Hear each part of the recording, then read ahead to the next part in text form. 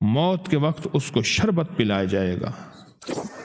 میں کہ اگر یہ لوگ رجب میں ایک روزہ بھی رکھ لیتے کہ قیامت ہوگی تو پکار مچے گی، رجب کے ماننے والے کہاں ہیں؟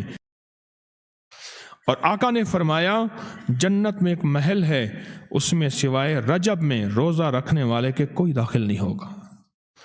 اور آپ نے فرمایا جنت میں ایک نہر ہے، اس نہر کا نام رجب ہے، اس کا پانی دودھ سے زیادہ سفید ہے اور برف سے زیادہ ٹھنڈا ہے اور شہد سے زیادہ میٹھا ہے، اور جو رجب میں چاہے ایک روزہ بھی رکھ لے اللہ اس نہر کا پانی اسے پلائے گا۔ یہ غصے کو ٹھنڈا کرنے والی چیزیں بتا رہا ہوں۔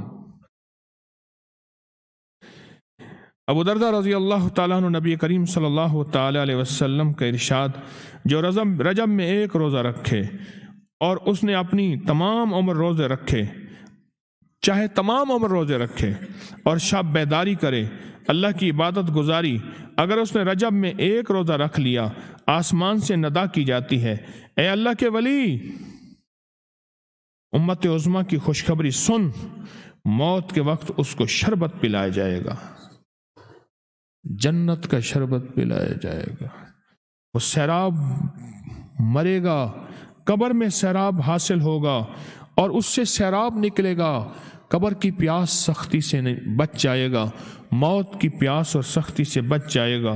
اور یہ فرمایا یہ کرامت صرف آقا کی امت کو ملی ہے۔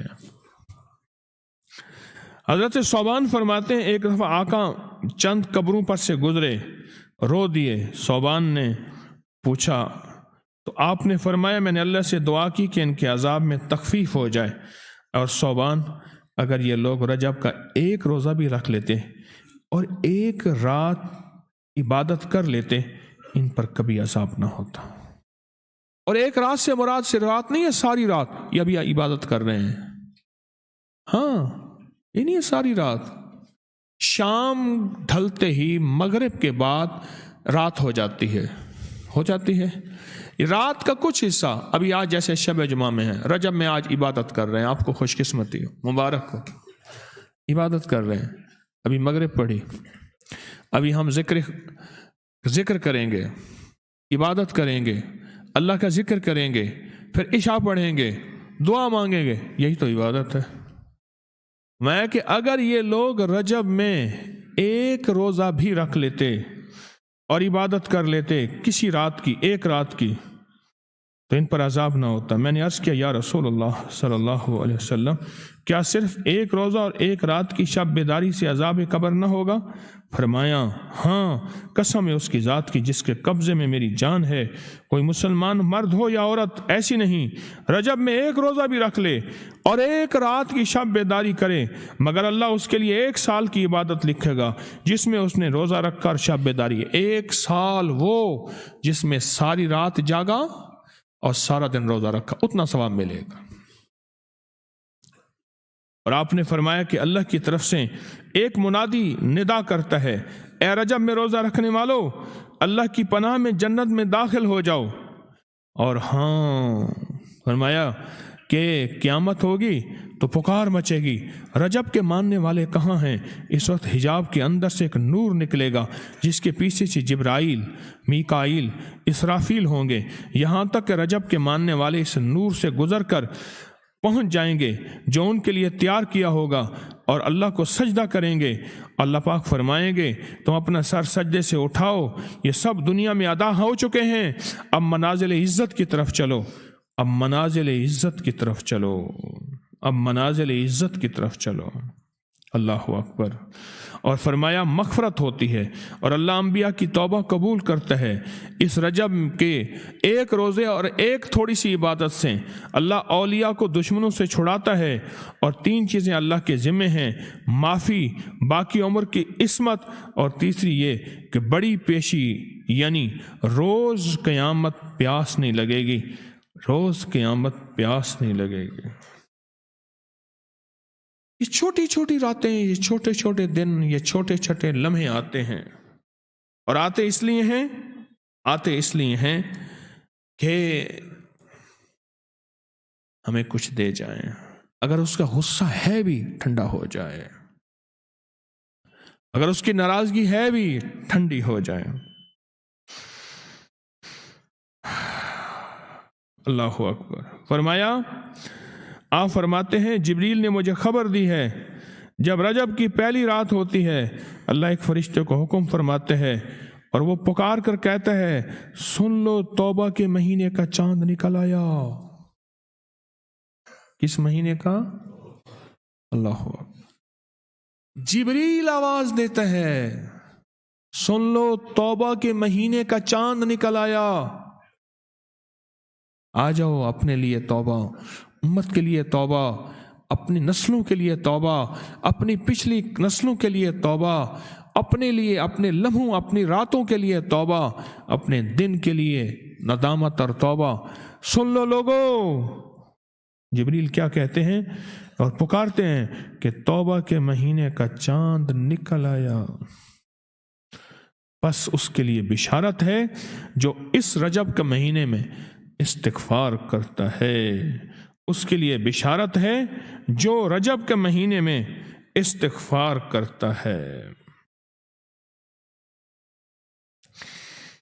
غصے کو ٹھنڈا کرنے والی یہ سعادتیں ہیں، اللہ کو ناراض کرنے سے دور کرنے والی یہ نعمتیں ہیں۔ عجیب بات بتاؤ، فرمایا جو شخص یہ چاہتا ہے، یہ غور سے سنیے گا، جو شخص یہ چاہتا ہے اللہ اس کی نسلوں کو معذوری اور مجبوری سے بچائے، معذور ہو جائے، کسی بھی چیز سے معذور ہو جائے اور مجبور ہو جائے۔ میں نے آپ کو اپنی مجبوری کا قصہ سنایا تھا، اس دن معذوری اللہ مجبوری سے بچائے کہ بے بس ہو جائے، مجبور ہو جائے۔ اور جو شخص یہ چاہتا ہے کہ اس کے ماتھے پہ نصیب اور بخت اور مقدر اتنا لکھا ہوا ہو انسان بھی پڑھ سکے، یہ میری خوشخبری یاد رکھیے گا، اتنا واضح ہو انسان بھی پڑھ سکے، بخت، نصیب، مقدر، عزت، دولت۔ اور تیسری، جو شخص یہ چاہتا ہے اس کی پیشانی کبھی سجدوں سے محروم نہ رہے اور فرشتے اس کی پیشانی سونگ کر بتا دیں کہ یہ وہ لوگ بندہ ہے جس کے سجدے واقعی تھے، تو فرمایا وہ کبھی بھی زندگی میں کسی ایسی اللہ کے دوست کی محفل کو تلاش کرے جو لازم شب جمعہ میں ہو۔ اور یہ وہ ہے، اللہ کا دوست میرا مرشد ہے، میں ان کا غلام ہوں، اپنی نہیں کہہ رہا۔ شب جمعہ، یہ شب جمعہ، جمعرات تسبیح خانے میں، اور پھر تسبیح خانے میں دعا ہوتی ہے، تھوڑی دیر کی یہ محفل ہوتی ہے۔ فرمایا آنے والے حضرات اور پوری دنیا میں اس میں شامل ہونے والے حضرات آن لائن، وہ اپنے بخت پیشانی پہ نصیب لکھواتے ہیں، سجدوں کی خوشبو بنواتے ہیں اور اللہ کے خزانوں سے پاتے ہیں۔ یہ وہ خوش قسمت ہیں جو شب جمعہ کا انتظار کرتے ہیں۔ کیا نصیب ہے، کیا مقدر ہے۔ آئے میں آپ کے خط کا ایک دوسرا حصہ بھی پڑھ کے سناتا ہوں، اور ہم ایسے ہی اللہ سے دوستی کریں۔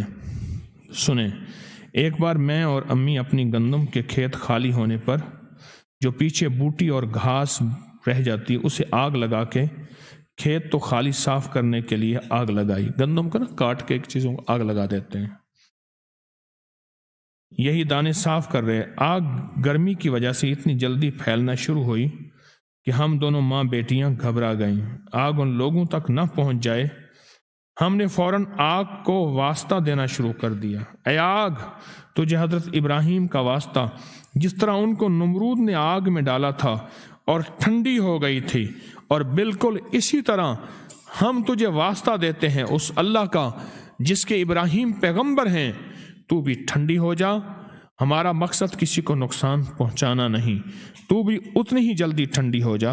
اچانک پورے کھیت کی آگ بجھ گئی، حیران ہو گئے، پورا کھیت شعلوں سے بھڑک رہا تھا۔